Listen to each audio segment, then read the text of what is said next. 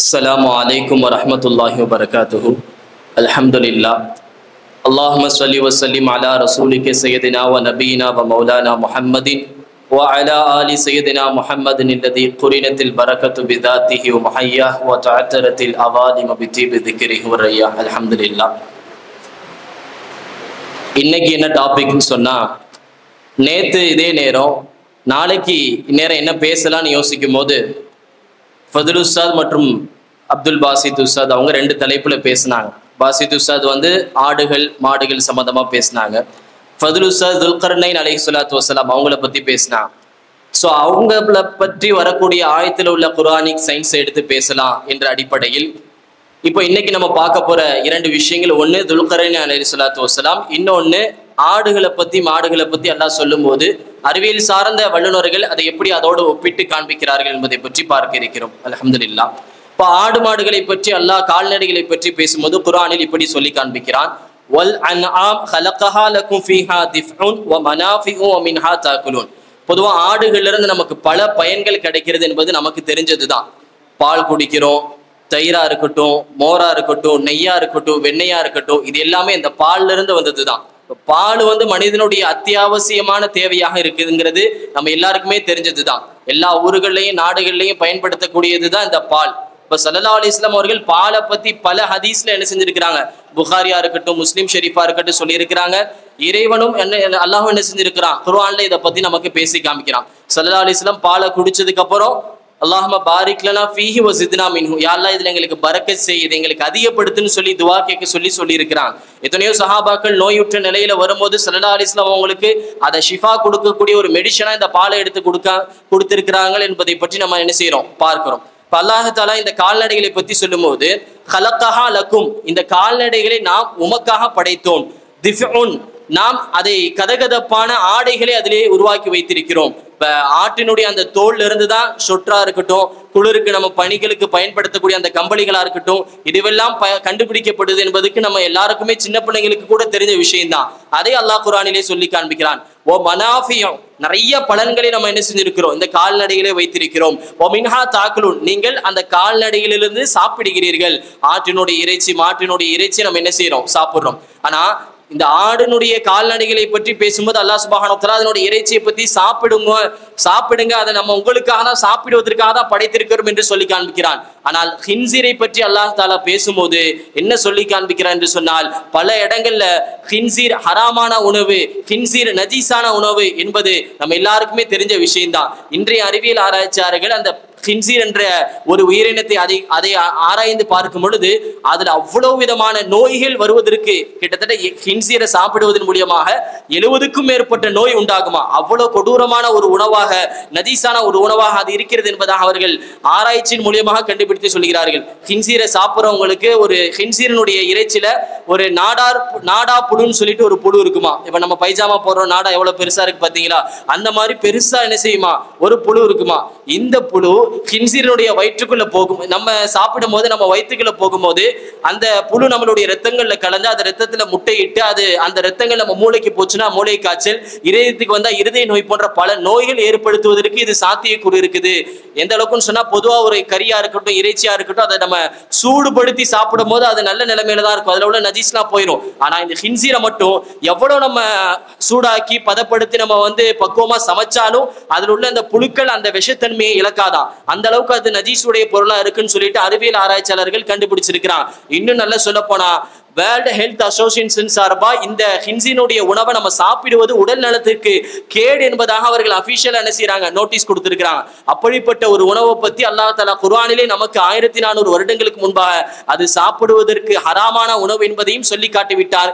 எது ஹலாலான உணவு என்பதையும் அல்லாஹ் தஆலா நமக்கு சொல்லி காண்பித்திருக்கிறான். ஆக அந்த அளவுக்கு அல்லாஹ் தஆலா எது நமக்கு தேவையில்லை என்பதை அவன் அறிந்தவன், அவன் நமக்கு கற்றுக் கொடுத்து விட்டான்.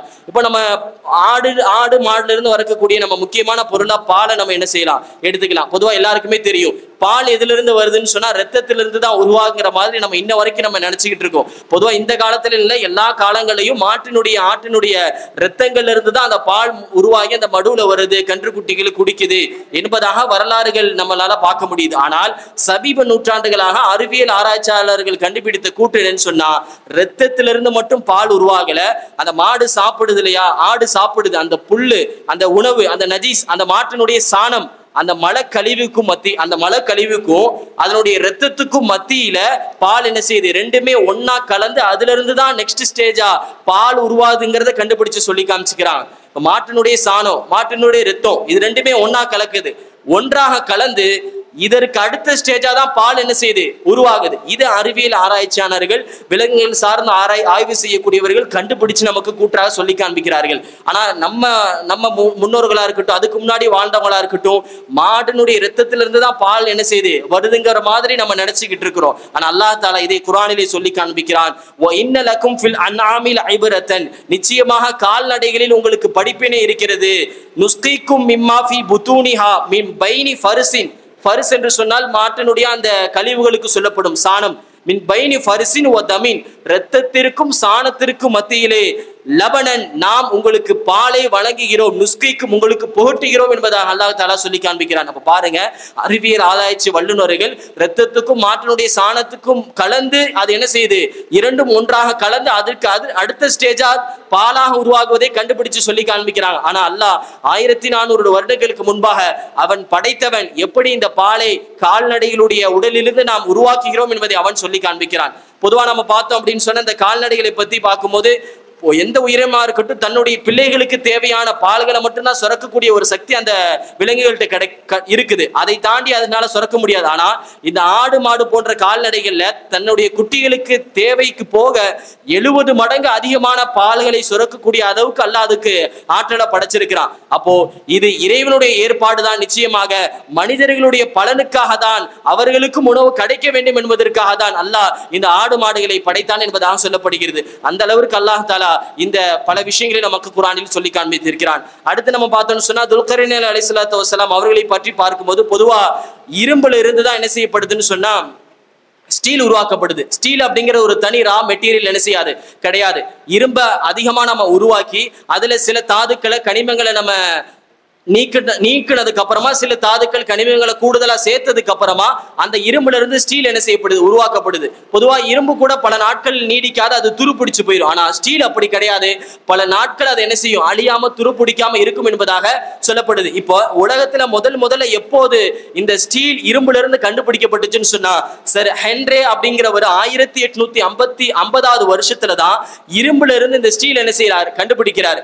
சொல்ல வர கருத்து என்னன்னு சொன்னா, இரும்புங்கிறது தனி மெட்டீரியல், ஸ்டீல் தனி மெட்டீரியல் கிடையாது. இரும்புல இருந்து தான் இந்த ஸ்டீல் என்ன செய்யுது, கண்டுபிடிக்கப்படுது. இரும்புல இருந்து சில தேவையற்ற அதை அதிகமாக சூடுபடுத்தி உருக்கி அதுல இருந்து சில தாதுக்களை கனிமங்களை கூடுதலா சேர்த்து சில தாதுக்களை அதுல இருந்து எடுத்ததுக்கு அப்புறமா என்ன செய்யப்படுது, அந்த இரும்புங்கிறது ஸ்டீலா மாறுது.